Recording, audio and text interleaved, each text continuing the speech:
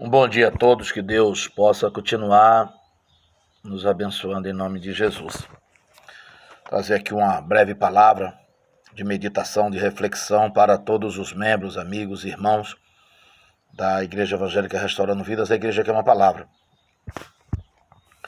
Sobre Marcos capítulo 11, versículo 23, é um versículo e é um texto que não me canso, jamais me cansarei de meditar, refletir, ministrar, ensinar, extrair dele mais ensinamento a cada dia para a minha vida. É um texto que quanto mais você lê, quanto mais você medita, mais você consegue entender o quanto a fé é importante para um viver cristão decente, equilibrado. Como é importante a fé para a nossa vida cristã. Quanto mais você lê esse texto, que é um dos maiores ensinamentos de Jesus Cristo sobre esse assunto, fé, um assunto que em muito lugar é ridicularizado, é debochado, é colocado dentro de um contexto denominacional, dentro de um contexto teológico, e muitas das vezes cai até em chocarrice. Eu já cansei de ver até líderes fazendo pouco caso e debochando do assunto fé. Imagina isso. Jesus trouxe para nós um dos maiores ensinamentos de fé da Bíblia, em Marcos 11, 23. É claro que em Marcos 11, 23, ele ali conclui o que ele já vinha falando e ensinando a partir de Marcos 14, da figueira, porque o pano de fundo desse contexto é a figueira. E quando você chega aqui em Marcos 11, 23, Jesus estava completamente dirigido pelo Espírito, onde ele usa 4 vezes o verbo dizer na maioria das versões bíblicas. Em verdade, vos digo que se alguém disser a este monte, ergue-te e lança-te no mar, e não duvidar em seu espírito, geralmente no Novo Testamento, quando está falando de coração, não está falando do teu órgão, do meu órgão, está falando do verdadeiro eu, onde está o teu verdadeiro homem, a tua verdadeira mulher, o teu espírito. Deus é espírito. E importa que nós o adoremos também em espírito. Importa que o nosso espírito discirna a voz do Espírito de Deus, que é um espírito também, e que a gente permita a voz do Espírito de Deus guiar o nosso espírito. Para isso nós precisamos treinar o nosso espírito a ouvir, a receber do Espírito de Deus. Os verdadeiros adoradores, Jesus falou isso em João 4, para a samaritana, adorarão a Deus em espírito. Quem nós somos? Um espírito. Deus é um espírito, mas nós somos um espírito também. Que temos uma alma, que é o centro das nossas emoções, e que em uma outra aula a gente podemos trabalhar esse assunto também. Não fomos chamados para permitir que a nossa alma nos guie, nos conduza. Nós não fomos chamados para ser guiados por emoções e sentimentos. Nós fomos chamados para ouvir o Espírito de Deus e permitir que a voz dele nos guie e nos conduza. E moramos num corpo. O que é o nosso corpo? É a roupa do nosso espírito. O que é a nossa alma? É o centro das emoções do nosso espírito.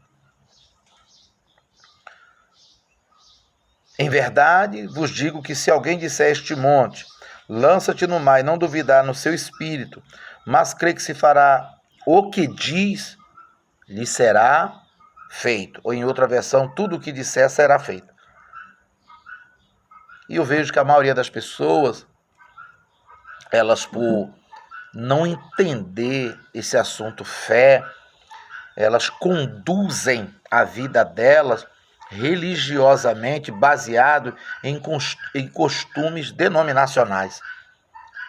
Elas conduzem a vida delas baseada em conceitos denominacionais, conceitos de homem, em crendice, superstições, que para ter superstições até tem uns que usam até versículos bíblicos. E nós fomos chamados para unicamente viver por fé. Por quê? Porque é o estilo de vida que agrada a Deus. Viver pela fé é o estilo de vida que agrada a Deus. Até porque não tem absolutamente nada que a gente possa fazer para Deus que não seja por meio da fé. Nós oramos a um Deus que a gente não vê. Isso é a galinha de Angola cantando aqui. Canta que é uma beleza. Você está entendendo? Nós oramos a um Deus que nós não vemos. Nós falamos com um Deus que a gente não vê. Então o que eu preciso para falar que esse Deus que eu não vejo? De fé. O que eu preciso para olhar para as páginas das Sagradas Escrituras e receber essa revelação? Por fé. Porque a Bíblia é um livro inspirado por Deus. Foi inspirado aos profetas, aproximadamente 40 escritores. Eles receberam essa inspiração para colocar nas páginas das Sagradas Escrituras aquilo que o seu espírito recebia do Espírito de Deus. Então, até para crer na Bíblia eu preciso de fé. E esse é o grande problema na maioria das denominações, que a Bíblia é mais ou menos crida. E eu não posso colocar em cash o que a palavra diz, porque nem o diabo colocou em cash o está escrito lá de Mateus capítulo 4. Ele aceitou o está escrito. Jesus disse, está escrito. Ele não questionou. E o que mais a gente vê dentro das denominações, graças a Deus que da Restaurando Vida não, porque o povo é ensinado. É possível sim, dentro da Restaurando Vida, ter um ou outro que questione. Tem. Não existe aqui na Terra igrejas perfeitas. Denominações perfeitas, né? Porque a igreja de Jesus é perfeita. Sem mancha, sem ruga, sem mácula. A igreja singular. Mas nas denominações, plural, não existe perfeito. Porque ali tá seres humanos. A denominação é dirigida por ser humano. Então não há sempre o que melhorar no ser humano, pessoa, humano. Há sempre o que melhorar em mim. Eu tenho sempre que permitir que essas verdades vá me moldando, vá me transformando, vá me restaurando, vá me libertando, vá me mudando. Eu é que tenho que permitir. Em nome de Jesus. Em nome de Jesus. Então, você tem que olhar para esse assunto, se é que você deseja, e levar ele a sério. A pessoa está com problema com filho, com drogas. Eu tenho visto isso ao longo de 23 anos, e há mais de 20 anos de liderança. O que ela faz? Ela vai para as redes sociais, ela chega na denominação dela, orem por mim, orem por mim, orem por mim, como se isso fosse resolver. E não vai, bispo? Bom, então eu vou ter que pegar vários textos da Bíblia, descartar e jogar fora. Em Mateus 15, 28, diz que a mulher cananeia, ela alcançou a libertação da filha e a cura por meio da fé. E Jesus disse que não era uma fé pequena. O servo do centurião, que estava terrivelmente paralítico e endemoniado, ele alcançou a libertação, a cura do empregado por meio da oração. Não, por meio da fé. Bartimeu, que era mendigo e cego, alcançou a cura e a libertação da mendigância por meio da oração. Não, por meio da fé. Abraão é o nosso pai da oração. Não, nosso pai da fé. E eu tenho visto mães que passaram anos, décadas orando pelos filhos, os filhos morreram no tráfico, nas drogas. E aí? Jesus nunca ensinou isso. Jesus nunca ensinou isso. Até porque se você passa meses e anos orando a mesma coisa, você já partiu do princípio, desde a primeira oração, que você não crê. Quer dizer, o que você fez? Você perdeu o seu tempo. Porque se você tivesse crido, você só orava uma vez.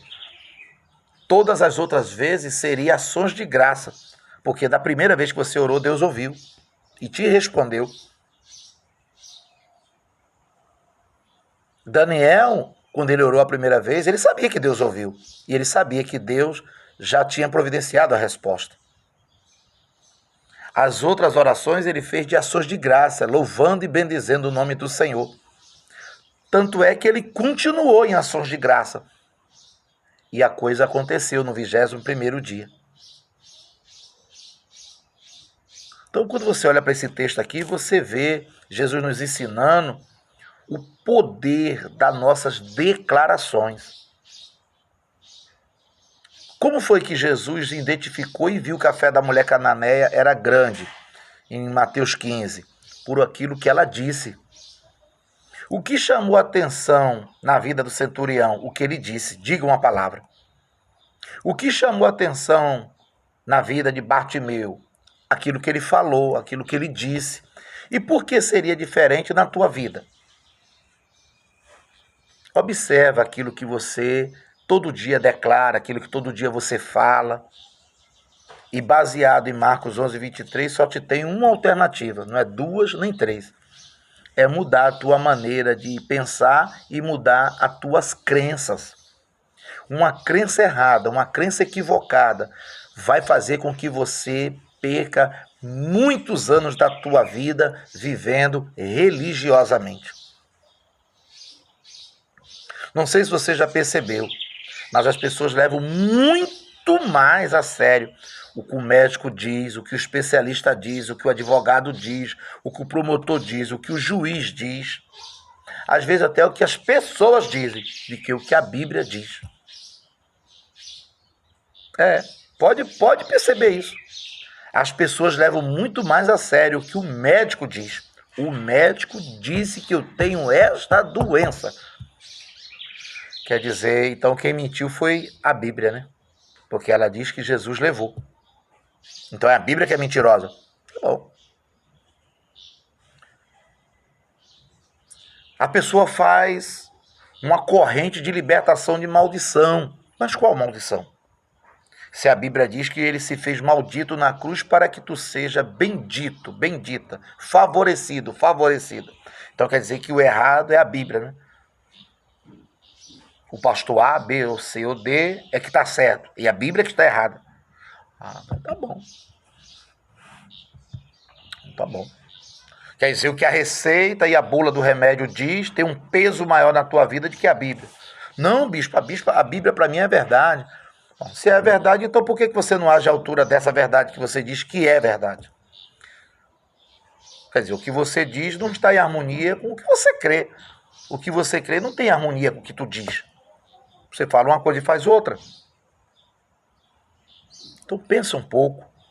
Não é à toa que em Abacuque 2:4, Romanos 1:17, Gálatas 3:11, Hebreus 10:38, não é à toa. Não tem nada de cunho doutrinário na Bíblia que se repita 4 vezes, como se repete que o justo viverá pela fé. Está escrito. Não está escrito que o justo viverá de oração, viverá do jejum, viverá dos sacrifícios religiosos denominacionais. Não, está escrito que o justo viverá pela fé.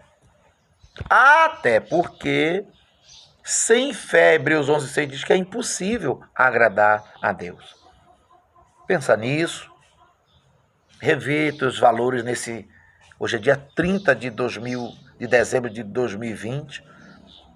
Revê, para você não gastar anos da tua vida dentro de uma igreja, de uma denominação, e você não vê a tua vida crescer, se desenvolver, avançar, progredir. Você não é rabo de cavalo que só cresce para baixo. Você não é raiz de árvore que só vive enterrado. Você não é prego que só leva na cabeça. Você não é cachimbo que só leva fumo. Para pensar. Em nome de Jesus. Deus te abençoe. Em verdade vos digo. Qualquer que disser este monte, ergue-te, lança-te no mar, e não duvidar no seu espírito, mas crê que acontecerá aquilo que diz, tudo o que disser. Não é algumas coisas. Será. feito. Deus te ilumine, Deus seja contigo, em nome de Jesus.